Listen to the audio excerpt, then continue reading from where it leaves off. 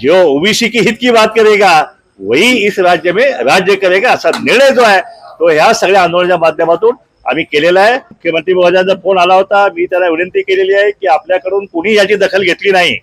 आणि त्यामुळे याची ताबडतोब दखल घ्या आणि आम्हाला आमची जी जे काय आपल्याला निर्णय घ्यायचा असेल ओबीसीचे तो तुम्ही ताबडतोब घ्या, नाहीतर हे आंदोलन जे आहे हे आंदोलन संपणार नाही आणि या ठिकाणी आंदोलन उलट वाढत जाणार आहे आणि त्यावेळी सगळ्या ह्या सरकारला जे काय कायदा सुव्यवस्था निर्माण होईल त्याची जबाबदारी जी आहे ती जबाबदारी फक्त सरकारची असेल आणि येणाऱ्या विधानसभेमध्ये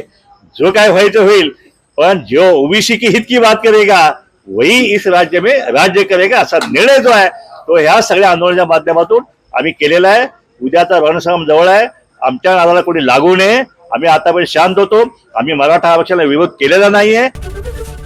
एबीपी माझा, उघडा डोळे बघा नीट।